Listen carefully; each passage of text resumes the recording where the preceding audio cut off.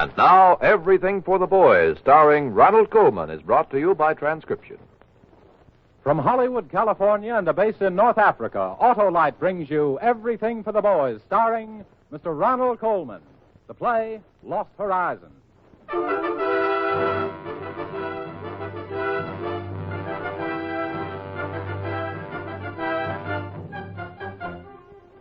Everything for the Boys is presented by the Electric Autolite Company and its 22 great manufacturing plants.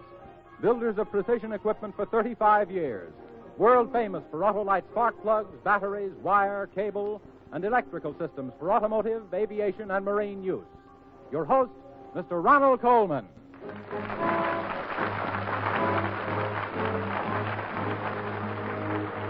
Thank you and good evening. The combination of James Hilton's fantasy Lost Horizon and a pin-up girl may seem strange to you. And yet the request of our soldiers in Algiers for Janet Blair and Shangri-La is really a very logical one. Janet, you seem disturbed. Well, yes, I am, Ronnie. I can understand they're wanting to hear you in Lost Horizon, but tell me, where do I come in before the microphone? Well, Janet, even as your pin-up pictures are a very real link with home, so the Shangri-La of our play tonight is a symbol of the ideals for which free people are struggling. Whether one knows the story of Lost Horizon or not, the word Shangri-La has come to mean a place of lasting peace and contentment and love. And that surely is what our men are fighting for. Now, Janet, you and I are going to talk to two of these members of our armed forces later by special overseas radio between Hollywood and North Africa. I can hardly wait, Ronnie. But first, at their express command, we bring to them and to all of you tonight's play. Men and women of the United States Army stationed in Algiers, we are at your command.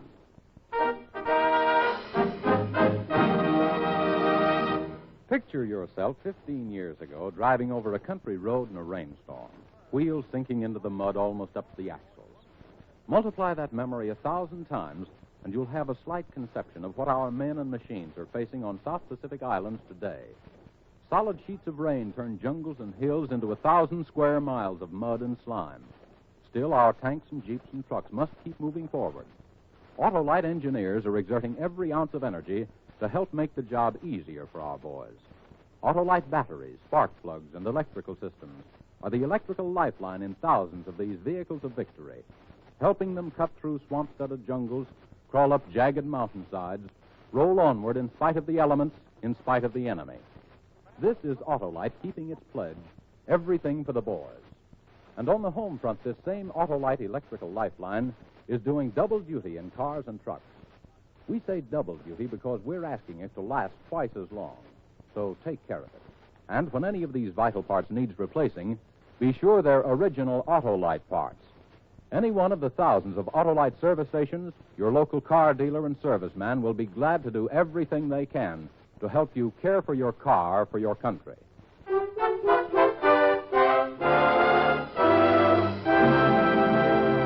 The play, Mr. Ronald Colman in Lost Horizon, as dramatized for radio by Arch Oboler.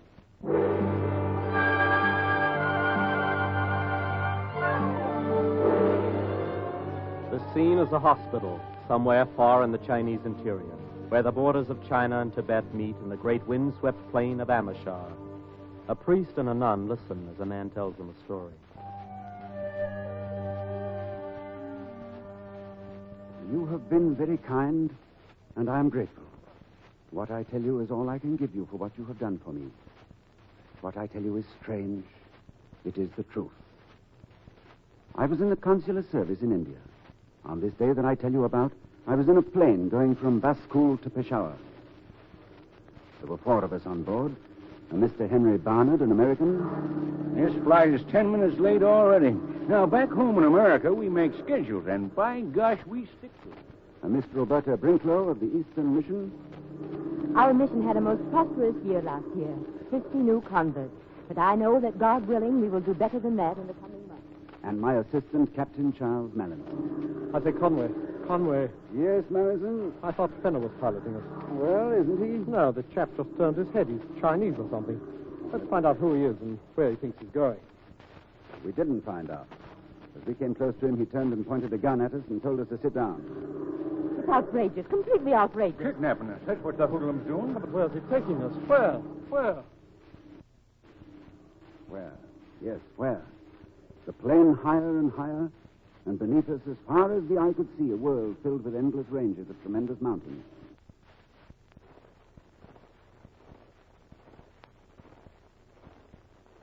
Where was he taking us? No answer.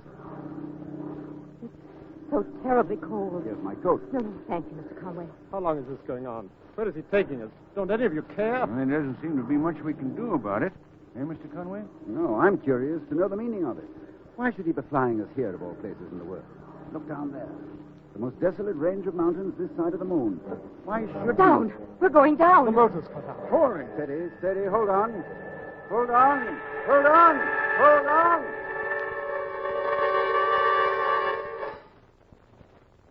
And so we came to the Valley of the Blue Moon. We crawled out of the wreckage into the snow and saw before us in the thin blue air the wonder of the lamasery of Shangri-La.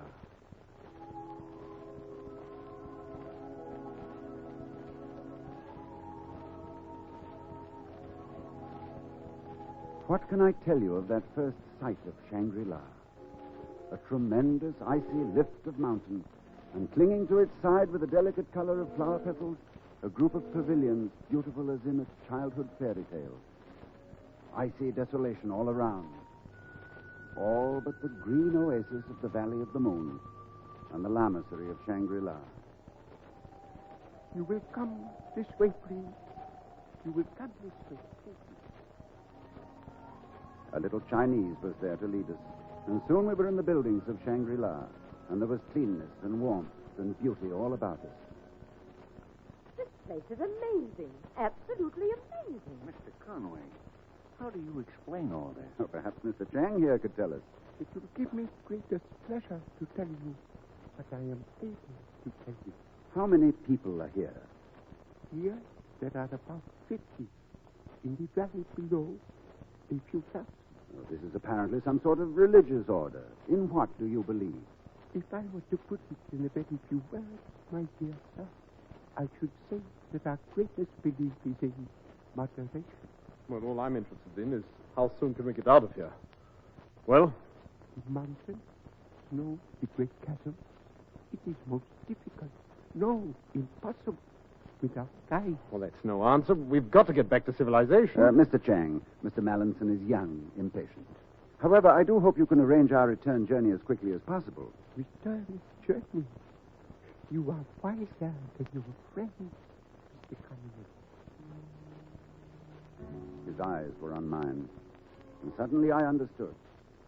This was not a chance meeting. He had wanted us there. But why? Why had we been brought to this wonder of the Valley of the Blue Moon? The days began to pass quickly, and one day, she was there. As delicate and as wonderful as the garden in which I found her. It was night, and the smell of the night flowers was like a new wine, when suddenly there was music. The player was a woman. In the moonlight, I saw her. White face, high cheekbones, black hair drawn tightly back and braided, mouth like a flower. Through the music, I spoke to her. I am Lu Jin. You live here?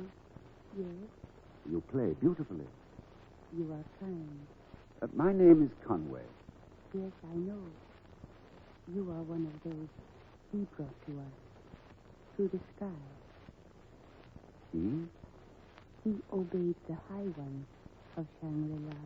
Oh, you mean the pilot? He brought you through the air over great mountains with a bird to hold him. He died to bring you here.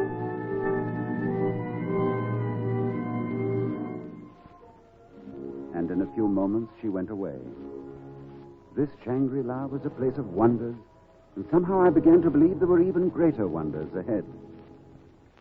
My dear Mr. Conway, I congratulate you. He wishes to see you immediately. He? Who do you mean? You will come with me, please, sir, at once. He has sent for you. The High Lama has sent for you. He took me up endless stairs and along dark, perfumed corridors, and suddenly I was in a room.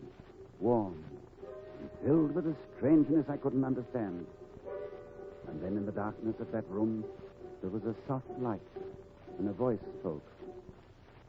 It is a great pleasure to see you here, Mr. Conway.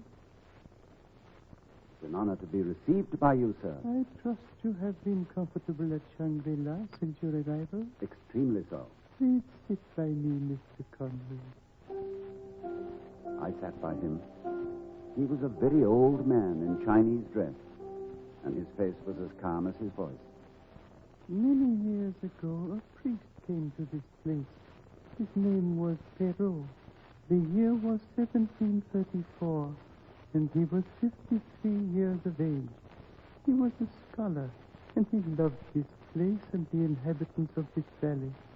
He began to build this lamasery.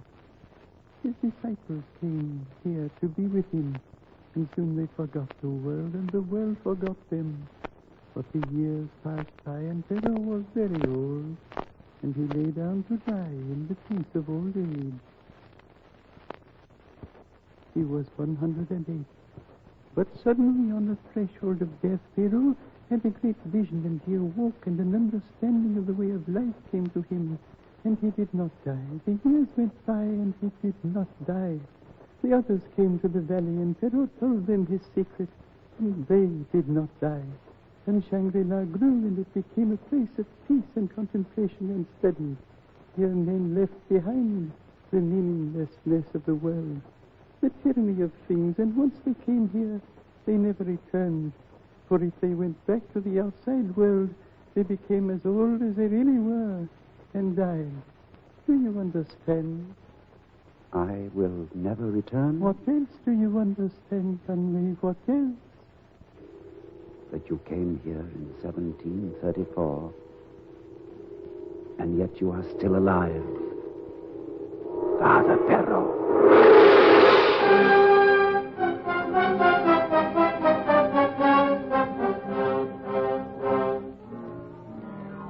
A man already old in 1734 and still alive. For in that vision that appeared to old Perrault, when he lay dying in his room in the year 1789, he saw that the day would come when intolerance and lust and brutality might someday crush all of the loveliest things until there were no more left in the world. The small, the delicate, the beautiful, the defenseless, all would be lost. That, my son, is why I am here, and why you are here. You think that Shangri-La will escape? Perhaps. Here we shall stay with our books and our music and our meditations. We have a heritage to cherish and to bequeath to the world. For when the evil has devoured itself, the Christian ethic may at last be fulfilled, and the meek shall inherit the earth. He spoke those words, and suddenly I did what I have never done to any man before. I knelt before him, and there was a peace within me that I had never known. And the next morning... You know, it's a funny thing how this place grows on you. Me, I've begun to feel this way about it. Even if those guides get here, I'm going to pass them by. I kind of go for this place. As a matter of fact, I think I shall stay here, too. You see, I've been thinking over the way things happened to bring us all here. There's a mysterious power working. I was sent here for a purpose. I don't quite know why, but I shall stay here. The wonder of Shangri-La was in them, too. Only in my young friend Mallinson was there anger. It's a madhouse, and there's only one sane person in it. Lo Tsen, that Chinese girl who plays the piano. Everyone's mad around here, but she... And she? She's young and wonderful. Lo Tsen wonderful, yes, but young?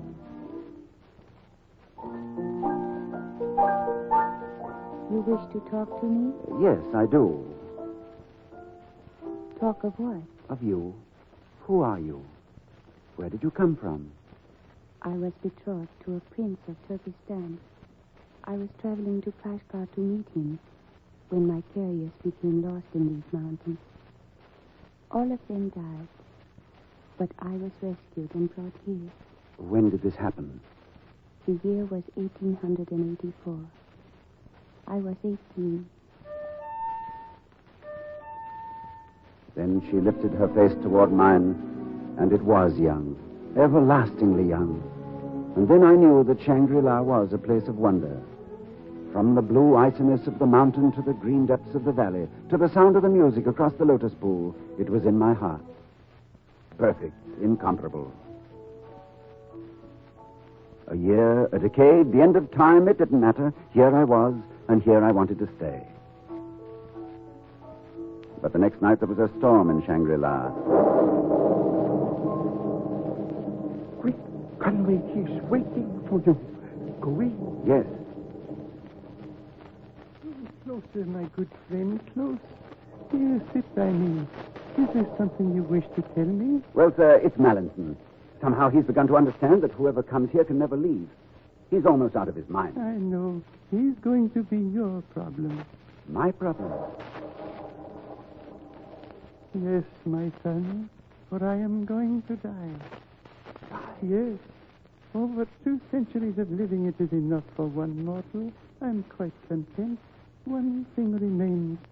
Can you imagine what that is? I place in your hands, my son, the heritage and destiny of Shangri-La.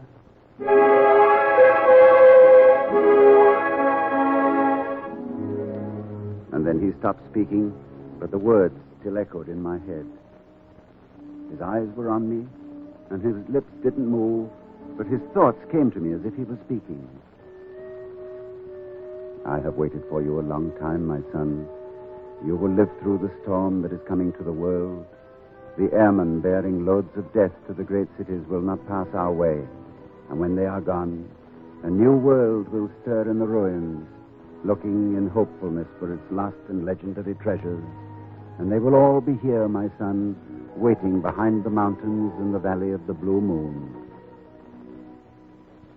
And then I looked at his face, and there was nothing left but a mask crumbling like old wood. And his eyes were closed. And suddenly I knew that the High Lama was dead.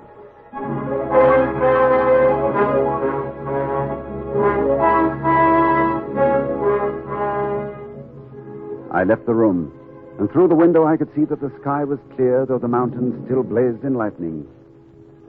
And I was master of Shangri-La.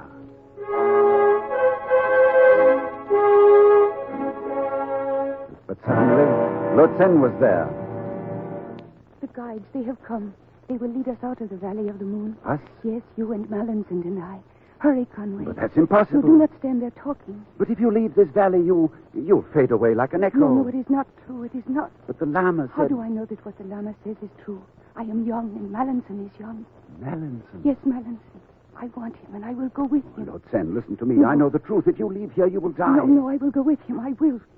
And you must help me. No, I can't. You love me, too. I know it. It is in your face, in your voice when you speak to me. Without your help, we cannot get over the mountain pass. If you care for me, Conway, help me. Help me now. I'll help you, Lotsen. I'll help you.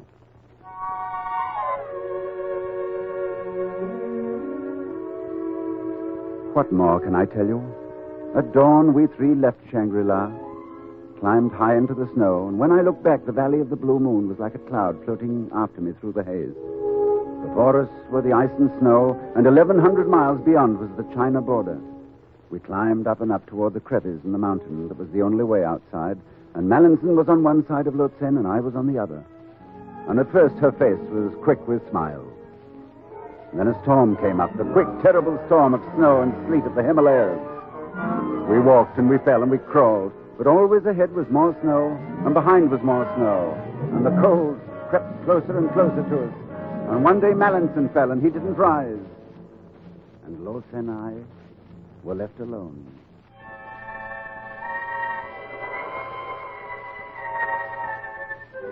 And high above the wind, I heard her cry as she knelt over his body.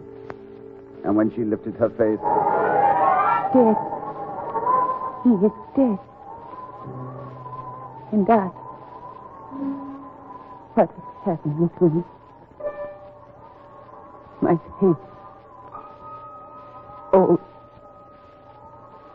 I am getting old. Conway, help me. Take me back to Shangri-La.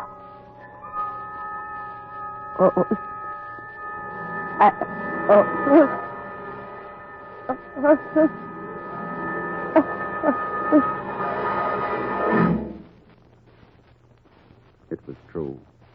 Her face, old, wrinkled and leathery and horrible. The oldest face I'd ever seen. And I, too, cried out, and I fell in the snow, and I knew nothing more until I woke up here among you. And you told me that I was brought here by an old Chinese woman, the oldest woman you had ever seen, who brought me here and then lay down and died. You have made me well again, and I am very grateful. In your eyes, I see a question. Where am I going? I'm going to find my way back to Shangri-La. It is my heritage to keep alive the treasures of heart and mind, and they are all hidden behind the mountains of the blue moon. Soon, the world will need what is there. Soon, the meek shall inherit the earth.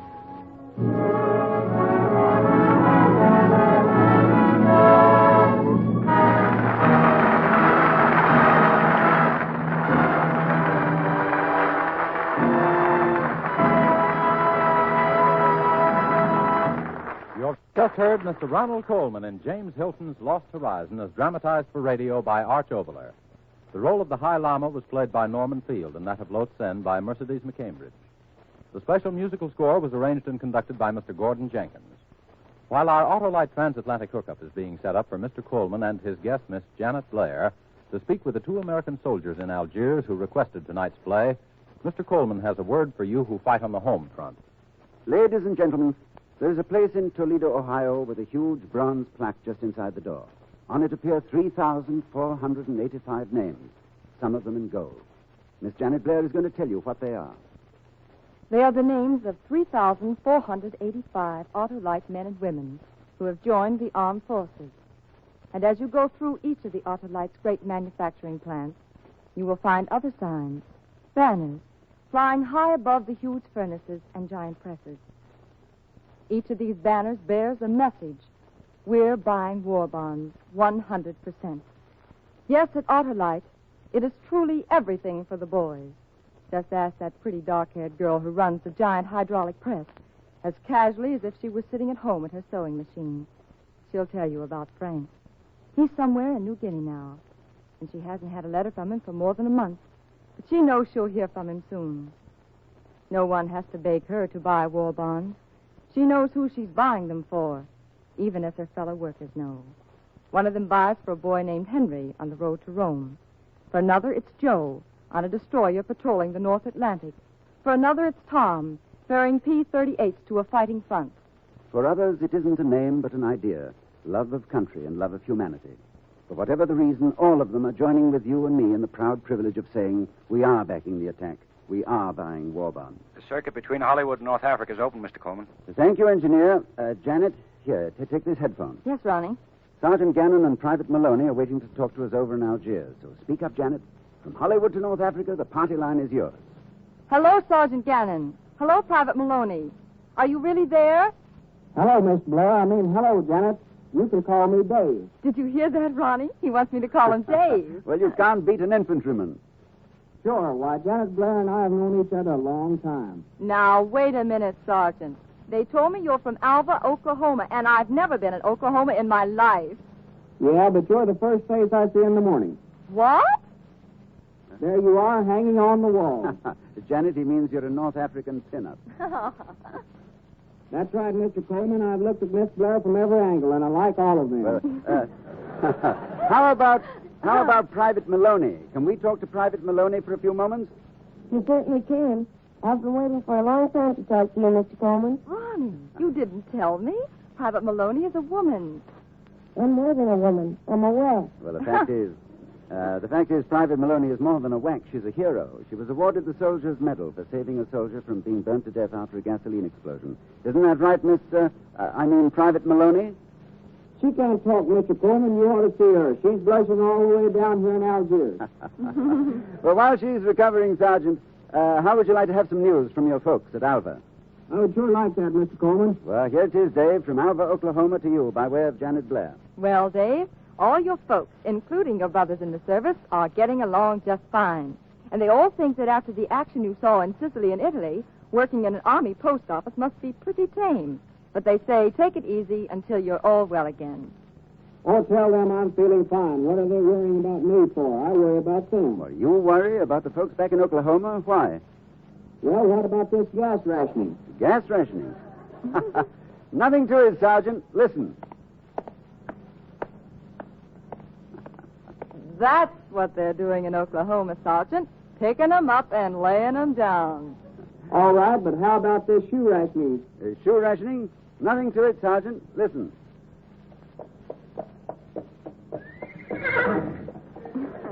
That's what they're doing down in Oklahoma, Sergeant. Riding the horses. Wait till I get back. I'll bring them a jeep. Why not a camel? Okay, 2 humps or one. Private Maloney, have you recovered yet? If you have, here's your chance to talk to the folks in Rochester, New York. Hello, Mom and Dad. Hello, Jimmy and Elsie. Hi there, Pa.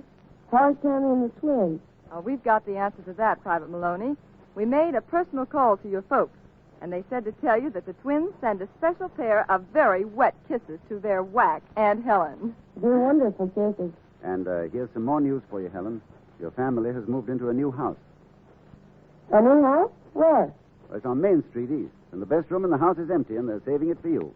A room to myself? Well, that's wonderful. Well, your mother says she's leaving it for you to decorate any way you want. Well, Mother, I know you're listening, so thanks for all my hat. Your mother is listening, Helen. And tell all my friends in Rochester that I'm healthy and happy and terribly glad that I'm out here doing something in this war. And I know that they're doing all they can by working in war industries and buying war bonds. Say, Private Maloney, is there anything I can do for you? I mean, woman to woman. I'm glad you asked me that, Miss Blair.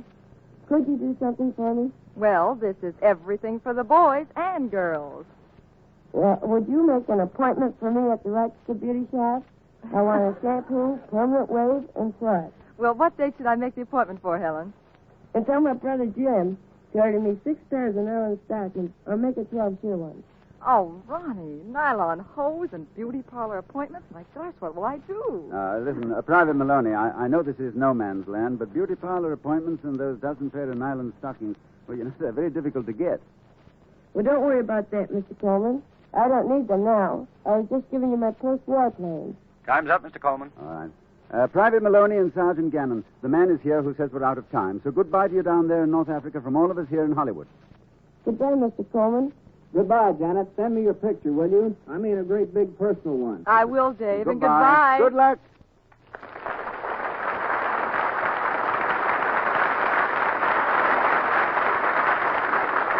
Ladies and gentlemen, our circuit to Algiers is broken.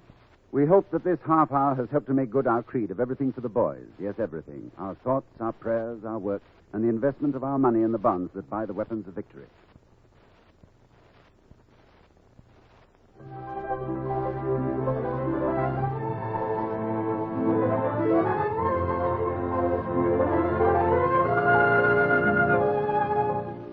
Again next week, Autolite invites you to be present for this new global half hour, Everything for the Boys, uniting the home front with the battlefronts overseas. Your host, Ronald Colman, will have as his guest Miss Greer Garson in Arch Oboler's radio dramatization, Berkeley Square, all at the express command of a group of fighting Yanks who will listen in and then speak directly from their base in the South Pacific. Our thanks to Janet Blair for being with us tonight. Until next week, when at the command of our boys at advanced base in the South Pacific, we bring you Greer Garson in Berkeley Square. This is Ronald Colman saying good night to you and the boys, and God be with you.